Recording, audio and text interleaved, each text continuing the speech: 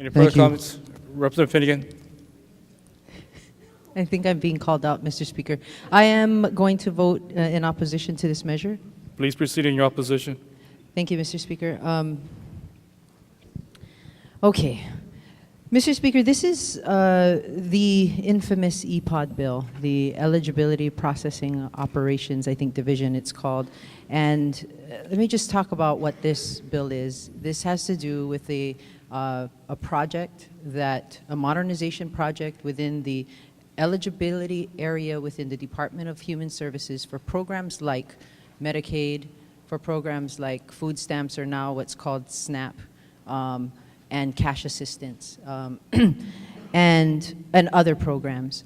And what this program was meant to be, and across the nation, what they found is that through a different application process, through modernization of using technology, whether it be phones or online, and mainly phones, and organizing workflow in a different way, consolidating, all of these different things in a big modernization program, that you will find across the nation that services to the vulnerable are quicker and easier for the client, number one.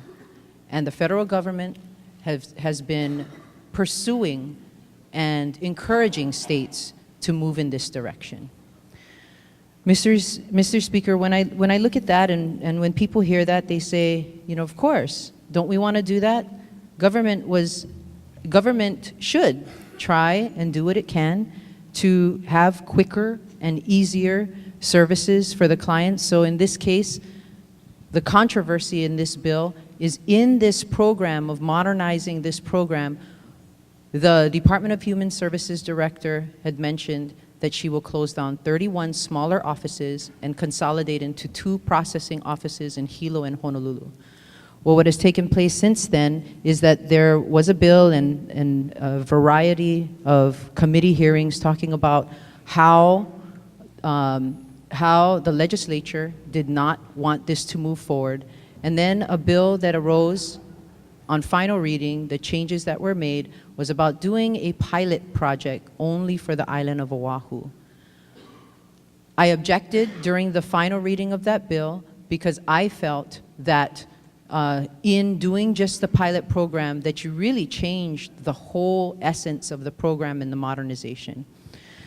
Mr. Speaker, you know, I don't mean to offend anyone that works in government, but oftentimes, if we don't speak up for what we feel is best for the people of Hawaii, for the taxpayers of Hawaii, for these vulnerable that I believe, through all the things that I've read, whether it be in SNAP manuals or whether it be in correspondence going back and forth with the testimony from the Department of Human Services, or letters between the regional administrator and the Department of Human Services, I believe that this program is better for the people of Hawaii because it does, number one, give quicker service and is easier for these clients. So what does that mean?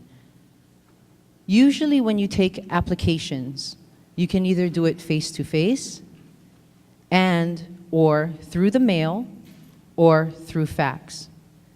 In the MedQuest division right now, 85% of their applications come through the mail.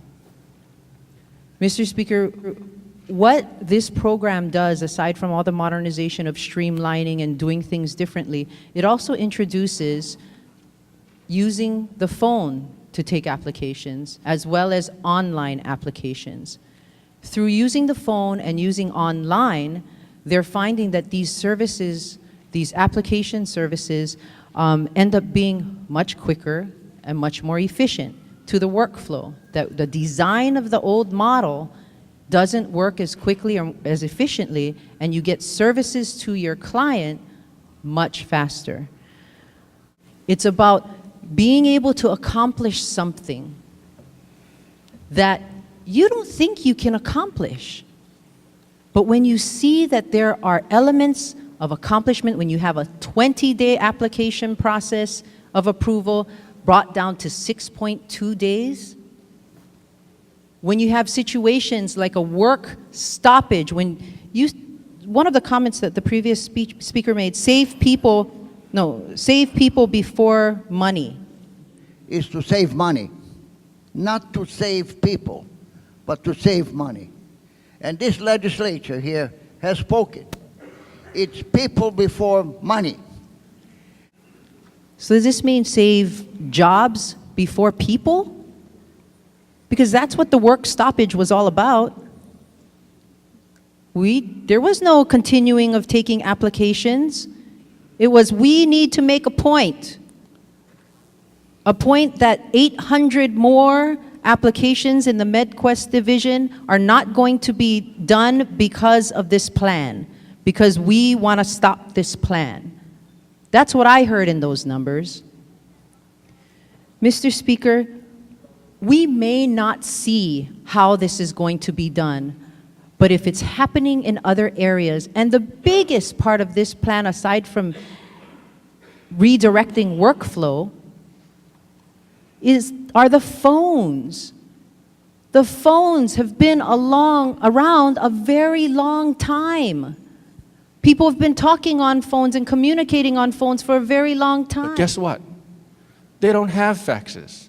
They don't have emails. They don't have cell phones. And Online applications isn't an email. It's like when you do an application online. Rep. But Finnegan, that's only part of your it. 3 minutes coming up shortly. Thank you, Please- Mr. please Speaker. summarize. I do have a lot of comments in rebuttal, but I did want to say, let's think differently. Let's believe in a system that can be better than we have today. Thank you very much. Today, the House of Representatives can override the governor's veto of Senate Bill 2650, Conference Draft 1, and we can stop DHS Director's plan to close every single public assistance office in our state.